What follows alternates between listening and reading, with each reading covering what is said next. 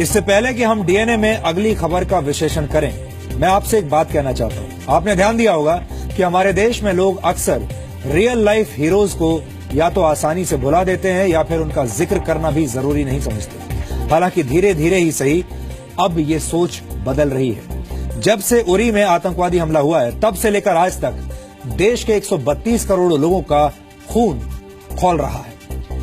जब भारतीय सेना की पैरा एसएफ ने पाकिस्तान के कब्जे वाले कश्मीर में सर्जिकल स्ट्राइक करके आतंकवादियों को उनके अंजाम तक पहुंचाया, तो पूरे देश ने एक सुर में सेना के शौर्य को सलामी दी।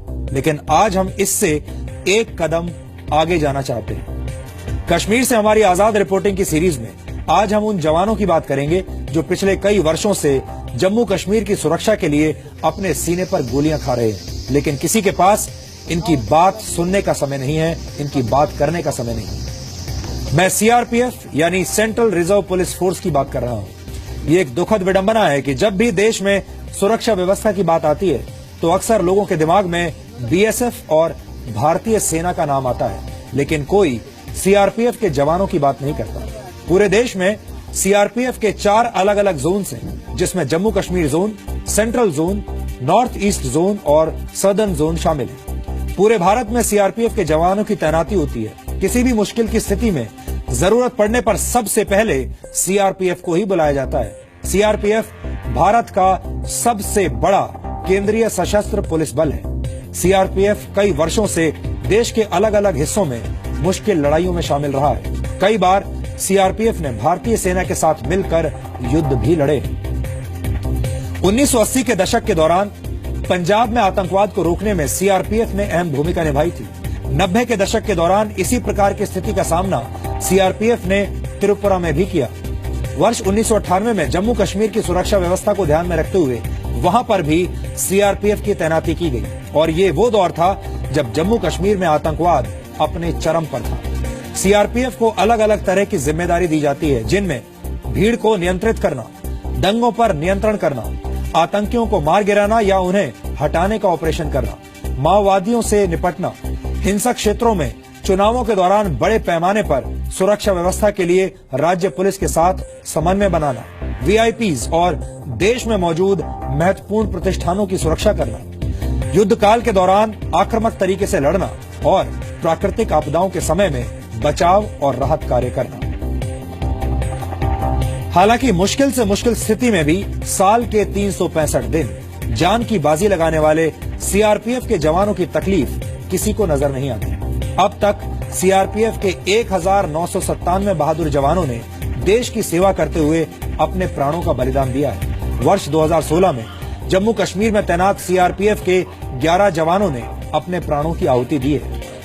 आपको शायद ये जानकारी नहीं होगी कि जम्मू कश्मीर में सीआरपीएफ की 700 कंपनियां तैनात हैं, यानी सीआरपीएफ के करीब 70,000 जवान वहां की सुरक्षा व्यवस्था के लिए हर वक्त पत्थरों का सामना कर रहे हैं। आतंकवादी बुरहान वानी के एनकाउंटर के बाद हुई हिंसा में सीआरपीएफ के 2500 से ज्यादा जवान गंभीर रूप से घायल हुए हैं। इस दौरान पत्थरबाजी, पेट्रोल बम और केरोसिन बम से हुए हमलों में सीआरपीएफ के 43 जवान बुरी तरह से जख्मी हुए। जो वीर जवान देश की सुरक्षा के लिए अपना सर्वोच्च बलिदान देने को तैयार है, उस पर हमें गर्व होना चाहिए। फिर चाहे वो जवान सेना का हो, बॉर्डर सिक्योरिटी फोर्स का हो या फिर सेंट्रल रिजर्व पुलिस फोर्स का हो। जवान जवान होता है, हमें इस बात का ख्याल रखना होगा। कश्मीर में सीआरपीएफ बहुत मुश्किल हालात में काम कर रही है, और आपने ये भी देखा होगा कि हमारे देश के मीडिया ने पत्थरबाजों के इंटरव्यू तो बड़े चाव से लिए, लेकिन सीआरपीएफ के जवानों के पास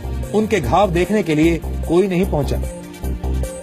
लेकिन जी न्यूज इस तरह की दूषित रिपोर्टिंग के खिलाफ है, इसलिए हमने अपनी आजाद रिपोर्टिंग सीरीज के तहत आज की रिपोर्ट कश्मीर में सीआरपीएफ के जख्मों पर तैयार की है। इसे आपको आज देशभक्ति के भाव से देखना चाहिए।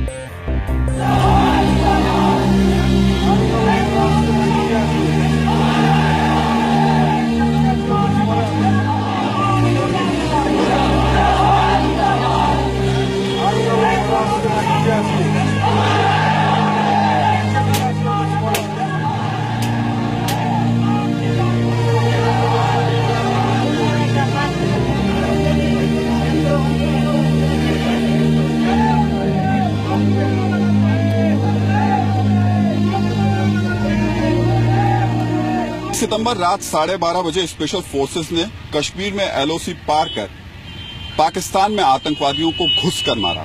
आज पूरे देश में बच्चे बच्चे की जुबान पर स्पेशल फोर्सेस की गौरव गाथा है। लेकिन अब हम आपको कश्मीर की एक ऐसी स्पेशल फोर्स से मिलाने जा रहे हैं जो पिछले कई साल से कश्मीर में बैठे देश के दुश्मनों को मार रही है। आज तक न जाने कितने अपने जाबाजों को देश पर कुर्बान कर चुकी है। ये फोर्स आपके लिए, हमारे लिए गोली भी खा रही है और लोगों की गाली भी। ये सीआरपीएफ के वो जवान हैं जो देश के लिए शहीद होते हैं।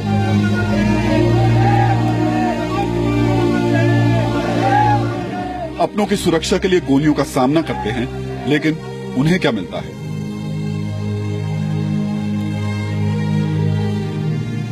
वहाँ पे कर्फ्यू क्लोज हो रहा था। उस टाइम पथरा हो रहा था, बहुत 150-200 लोग था।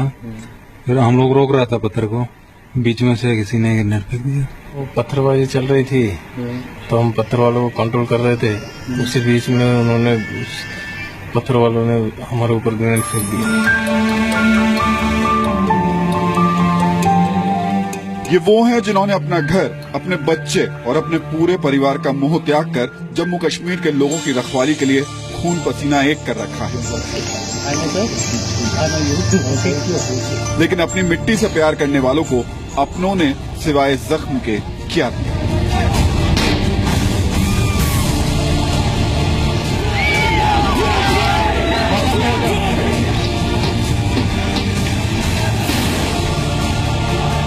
दक्षिण कश्मीर की सड़कों पर जब हम चलते हैं तो यकीन मानिए इन जवानों को देख करके एक तरफ तो इनको सैल्यूट करने का मन करता है और दूसरी तरफ दिमाग में सवाल ये खड़े होते हैं कि आखिर ऐसे इलाकों में ये लोग ड्यूटी कर कैसे पा रहे हैं। और आज जब हम इनसे बात कर रहे हैं तो सवाल उन देश के, हम बार बार कहते हैं, डिजाइनर पत्रकारों के लिए भी है जो सुरक्षा बलों के पैलेट गन से घायल हुए लोगों की तस्वीरें टीवी पर दिखाते हैं, उनके दुख दर्द सुनाते हैं, लेकिन जिस हालात में ये जवान यहाँ खड़े होकर काम कर रहा है उसको